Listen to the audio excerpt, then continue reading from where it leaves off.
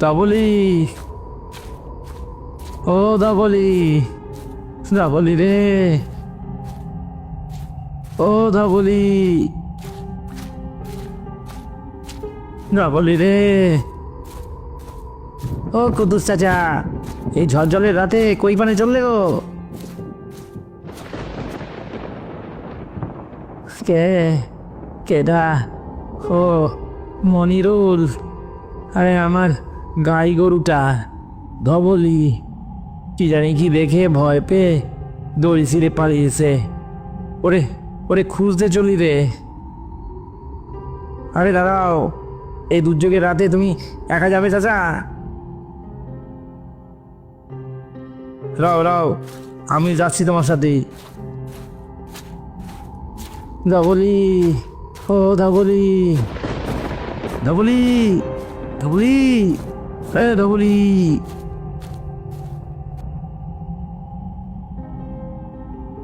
ও কুদ্দুস চাচা, দেখো দেখো, ওই মানে ওই সাদা মতোটা কি পড়ে রয়েছে দেখি। কই কই চল দেখি।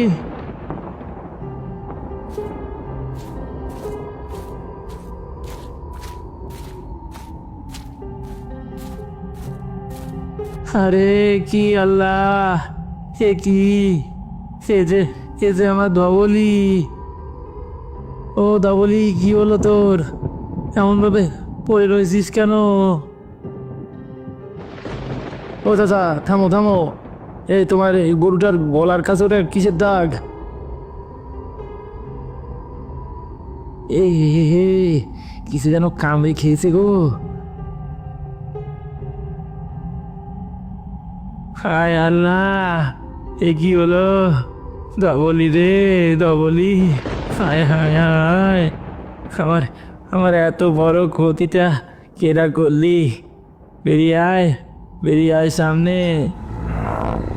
এরই মধ্যে ওদের সামনের ঝোপটা নড়ে উঠল অদ্ভুতভাবে।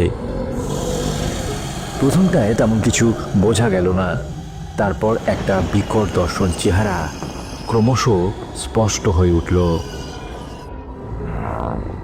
ও চাচা, ও চাচা, দেখো ওটা কি? ওই যে ওটা আমাদের দিকে আসছে গো। আল্লাহ, ওটা কি গো?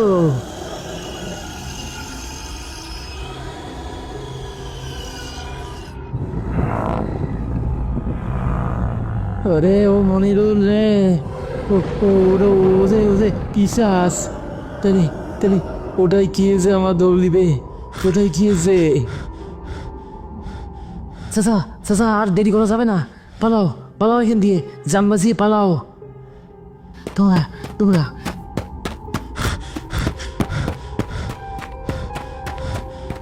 এরপর মনিরুল আর কুদ্দুস চাচা প্রাণপণে দৌড়ে ফিরে এলো গ্রামে।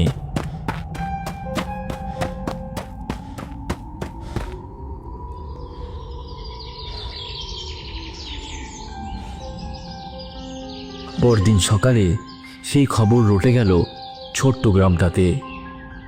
গ্রামের বটতলাতে জড়ো হলো গ্রামের জোয়ান বুড়ো সকলে। এ তো মহা বিপদ হলো, কাল ধবলিকে একা পেয়ে মেরেছে। দুদিন পর গ্রামের সব গোয়াল ঘরে হারা দেবে। এরপর গরু ছাগল নিয়ে আমরা কই যাব? যাই বলো, যবে থেকে বদরুদ্দিন চাচা ঘরে বসা রয়েছে তবে থেকে গ্রামে এইসব উপদ্রব শুরু হয়েছে। আমি বলি কি, ভালো চাও তো সকলে মিলে চলো, চলো যাই বদর চাচার বাড়িতে। হ্যাঁ, ঠিক বলেছে সন্তু। বদর চাচাকে ঘোর ভয় পেত এসব প্রেত পিশাচ জিন। কয় বছর আগে অবধি বদর চাচা একটা লাঠি হাতে টহল দিয়ে বেড়াতো সব রাত বিরেতে। কোনো ভূত প্রেত জিন কখনো গ্রামের গণ্ডি ডিঙাতে পারত না। বদর চাচার এমনই রোয়াব ছিল, কিন্তু লোকটা যবে থেকে অসুস্থ হয়ে বিছানা নিয়েছে এইসব উপদ্রব শুরু হয়েছে। তা চল দেখি, সকালে মিলে একবার বদরের বাড়ি যাই, কোনো ফুরাহা যদি পাওয়া যায়।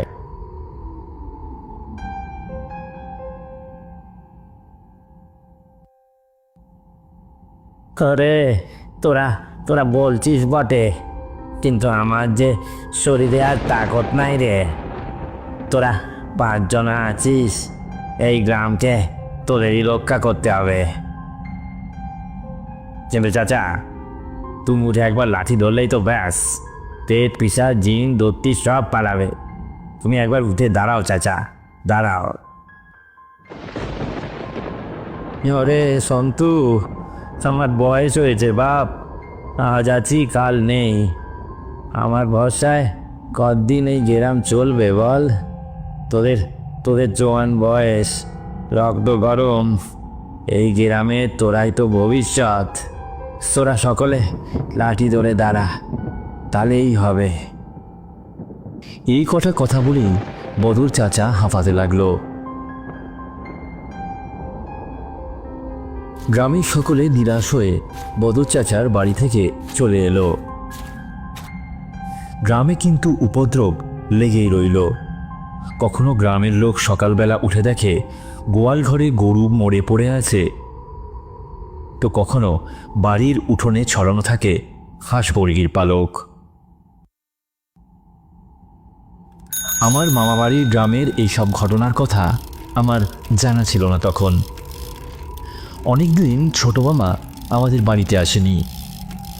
মা, বলছি বার্ষিক পরীক্ষা তো হয়ে গেল, কোথাও একটা ঘুরতে গেলে হয় না? আমার সব বন্ধুরাই তো যাচ্ছে এদিক ওদিক। যা না বাবা, একবার ঘুরে আমার বাড়ি থেকে। তোর কলেজে পরীক্ষাও তো শেষ হয়ে গেছে, কদিন সন্তুটারও কোনো খোঁজ খবর নেই। কোনো অসুখ বিসুখে পড়লো কিনা কে জানে। ওই একটাই মামা তো বেঁচে আছে তোর। এমনভাবে বলছো কেন মা? ঠিক আছে, আমি কাল বাদে পরশু দিনই কোকড়াঝড়ের উদ্দেশ্যে রওনা দিচ্ছি। আর দেখ, রবিউল আর সুমন্ত যদি যেতে চায় তোর সাথে, ওদেরও নিয়ে যাস তাহলে। ঠিক আছে মা, ওদেরও বলবো। সেদিন বিকেলেই আমি, সুমন্ত আর রবিউল আব্বাস চাচার দোকানে বসে চা খাচ্ছি। আকাশে ঘন কালো মেঘ, দূরে কোথাও বিদ্যুৎ চমকাচ্ছে, আর ঠান্ডা একটা বাতাস আমাদের চারিদিকে বইছে।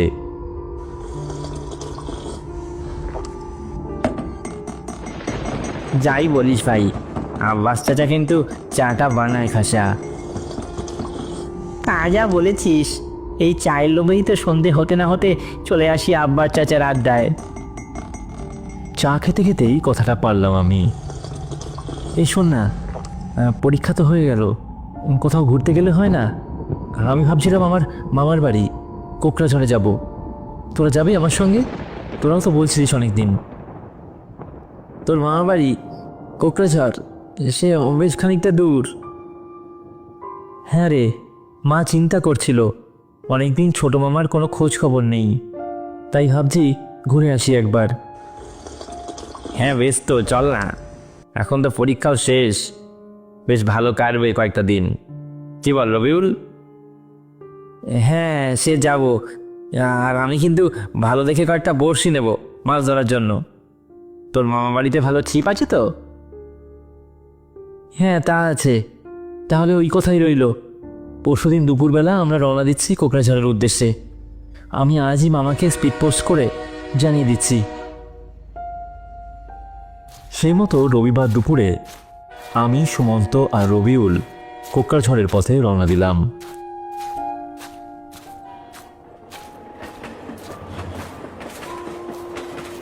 স্টেশনে ব্যাগপত্র নিয়ে ট্রেনের জন্য অপেক্ষা করতে থাকলাম আমরা।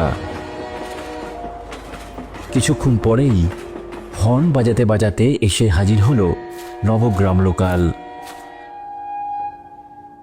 আমরা ট্রেনে উঠে যে যার জায়গাতে বসলাম। ট্রেনটা বেশ ফাঁকা ফাঁকা।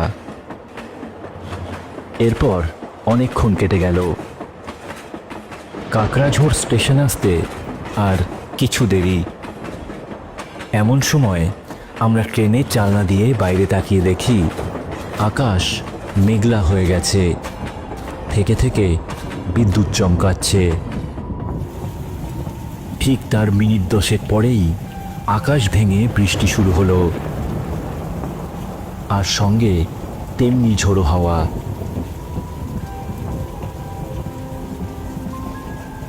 আকাশ ভাঙা বৃষ্টির মধ্যে আমরা যখন কোকরাঝাড় স্টেশনে নামলাম তখন সন্ধে 6টা বাজে।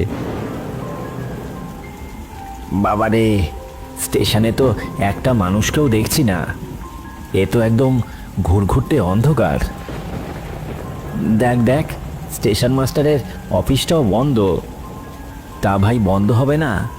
এমনিতেই যা বৃষ্টি শুরু হয়েছে, স্টেশনে আর কে থাকবে এই বৃষ্টির মধ্যে? চল চল, কিছুক্ষণ অপেক্ষা করে তারপর যাব। এর মিনিট 10 পরে বৃষ্টিটা থামলো। এই চল চল, স্টেশনের বাইরে গিয়ে দেখি কেউ আমাদের নিতে এসছে কিনা।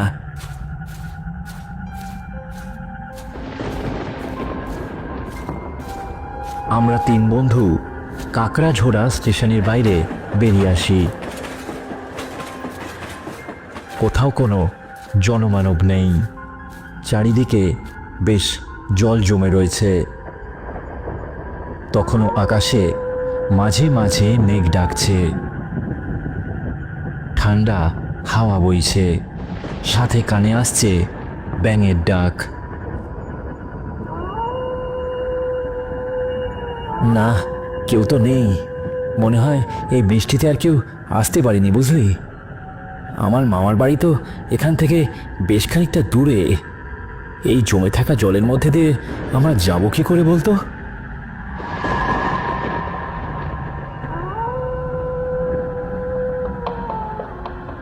আমরা 3 জন দাঁড়িয়ে দাঁড়িয়ে সেই কথাই ভাবছি। এমন সময় পেছন থেকে একটা খড়খড়ে গলা ভেসে আসে।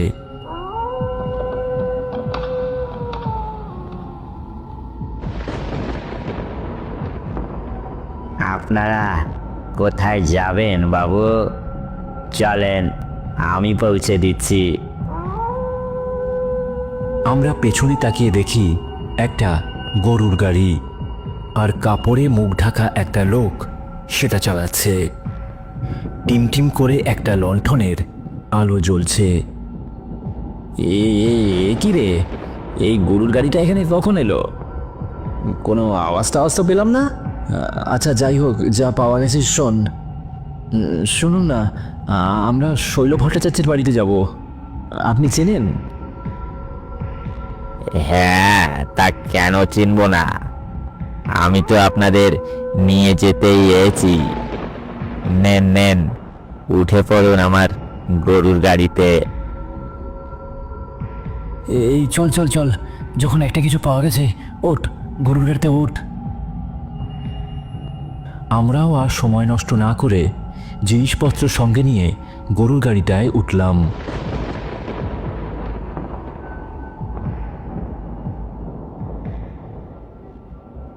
গাড়িতে ওঠার সময় একবার লোকটার দিকে চোখ পড়ে। চাদর দিয়ে ঢাকা মুখে চোখ পড়তেই দেখি লোকটার দুটো চোখ নেই। সেখানে যেন জমাট বাঁধা কালো অন্ধকার। এ দেখে শরীরটা যেন কেমন আতঙ্কে কেঁপে ওঠে আমার। কিন্তু আমি কিছু বলার আগেই গাড়িটা চলতে শুরু করে। আর গাড়িটা চলার সঙ্গে সঙ্গেই আমার নাকে এলো বিকট একটা পচা গন্ধ।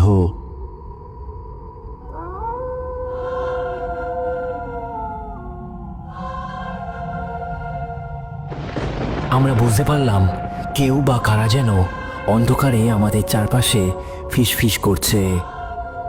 গরুর গাড়িটা ছুটে চলেছে অস্বাভাবিক জোরে।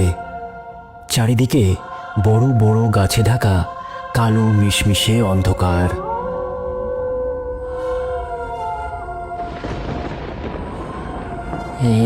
এ কি, এ কি, তুমি আমাদের নিয়ে কোথায় যাচ্ছ?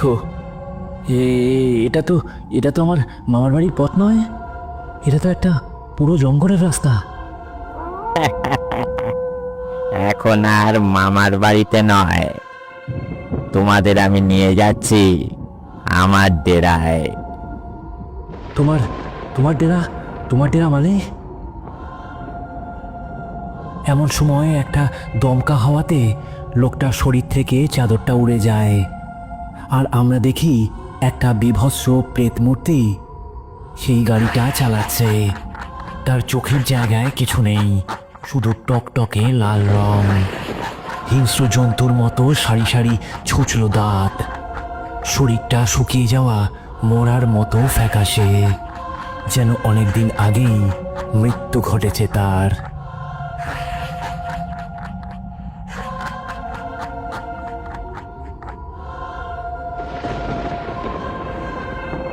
সুমন, সুমন, রবি, রবি, তোরা তোরা তোরা গাড়ি থেকে লাভ দে, তোরা লাভ দে, তাড়াতাড়ি লাভ দে, এখানে থাকলে আর বাঁচতে পারবি না। লাভ দে, লাভ দে, এখনই লাভ দে। আমরা গরুর গাড়ি থেকে কোনো মতে লাফিয়ে নেমে প্রাণপণে ছুটতে লাগলাম। কোথায় যে ছুটে চলেছি কেউ জানি না, আর আমাদের পেছনে কারা যেন চিৎকার করে আমাদের ধাওয়া করে চলেছে। ধর ধর, ওদের আজকে কোনো মতেই ছাড়া যাবে না। ধর, তিনজনের টাটকা মাংস আজকে খাবো, টাটকা মাংস। আমরা আর উপায় না দেখে একটা ঝোপের মধ্যে আশ্রয় নিলাম।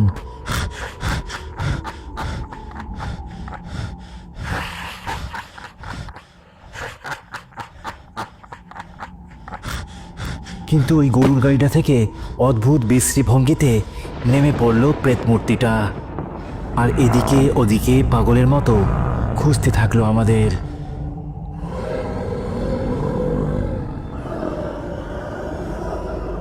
এদিকে আমার মামার বাড়িতে সেই স্পিড পোস্টটা এসে পৌঁছালো, কিন্তু যখন পৌঁছালো ততক্ষণে অনেক দেরি হয়ে গেছে। আমরা তখন জীবন আর মৃত্যুর দোরগোড়ায় দাঁড়িয়ে রয়েছি। পোস্টটা পেতেই মামা এক নিঃশ্বাসে আমার চিঠিটা পড়ে ফেলল। আমাদের পৌঁছানোর কথা সন্ধেবেলা, অথচ তখন প্রায় মাঝরাত গড়িয়ে গেছে। মামা সঙ্গে সঙ্গে বুঝে গেল সবটা। প্রাণপণে দৌড়ে পৌঁছালো বদরুদ্দিন চাচার বাড়ি। বুড়ো বদর চাচার চোখে তখন ঘুম নেই। ঘোলাটে চোখে সে তখনও আকাশের দিকে তাকিয়ে বসে আছে নিজের দাওয়াতে। ছোট মামা গিয়ে তার পায়ে লুটিয়ে পড়ল।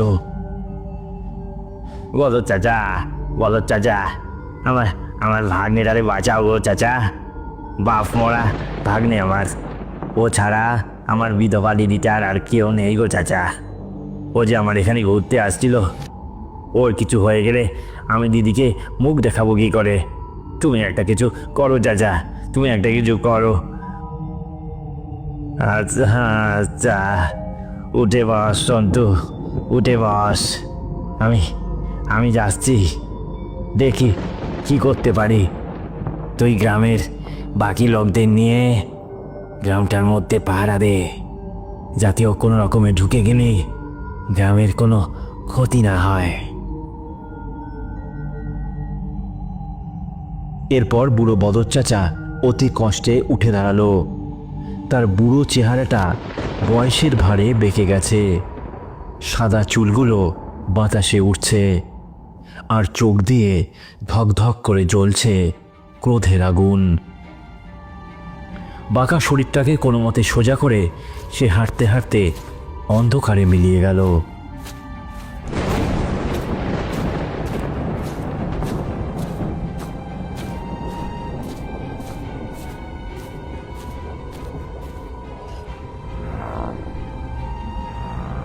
এদিকে কিছু সময়ের মধ্যেই সেই ভয়ঙ্কর চেহারাটা আমাদের সামনে এসে দাঁড়ালো।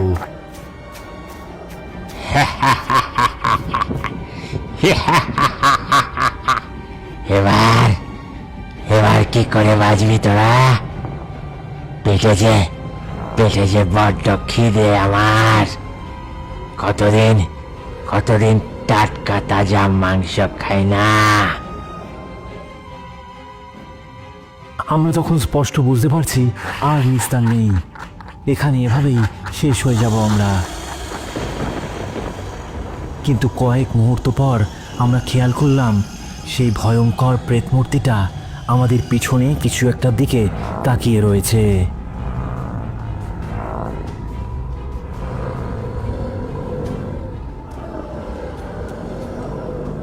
আমরা পিছনে তাকিয়ে দেখি মোটা একটা লাঠি হাতে সোজা হয়ে দাঁড়িয়ে আছে একটা বুড়ো লোক, কোকড়াঝড় গ্রামের বদরুদ্দিন চাচা।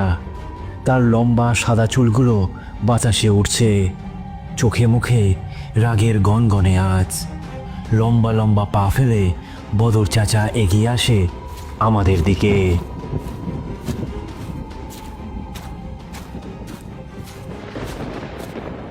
হ্যাঁ, কিরে, বড় বার বেড়েছিস তুই। আমাদের ছোট শান্ত গ্রামটারে সার্কাস করতে লেগেছিস।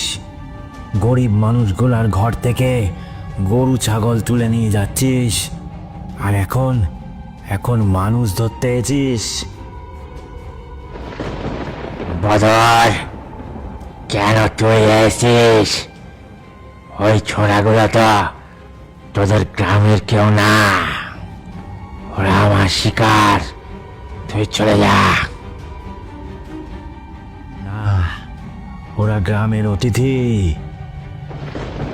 না না, ওরা আমার শিকার। বদর, তুই সরে যা। তোর অনেক বয়স, পারবি আমার সঙ্গে?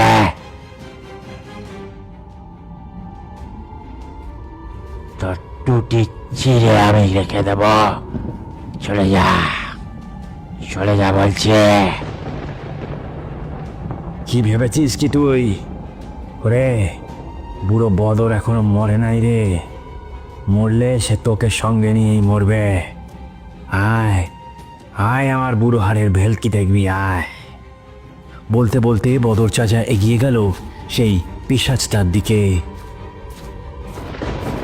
আর আমাদের দিকে তাকিয়ে বদর চাচা বলে উঠল, ওরে ওরে, তোরা পালা, সোজা গ্রামের দিকে পালা। এখানে আর এক মুহূর্ত থাকিসনি আর। এখানে ঝড় উঠবে, প্রলয় উঠবে, ভয়ানক ঝড়। আমরা বদর চাচার কথা শুনে দৌড় লাগালাম গ্রামের দিকে।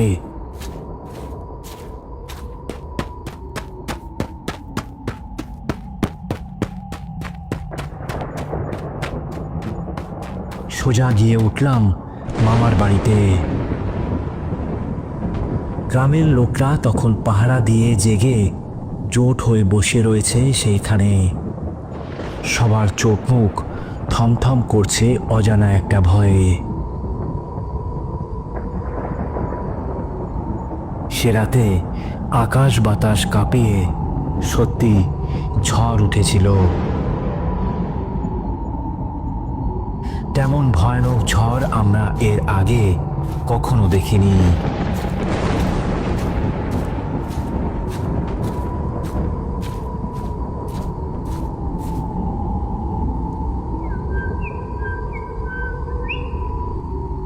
মহাপ্রলয়ের শেষে যখন সকাল হলো, সবাই মিলে খুঁজতে বেরোলাম বদর চাচাকে। গ্রামের বটগাছের তলায় পাওয়া গেল বদর চাচার নিথর দেহ। তার পাশেই পড়ে রয়েছে সেই পিশাচটার দেহ।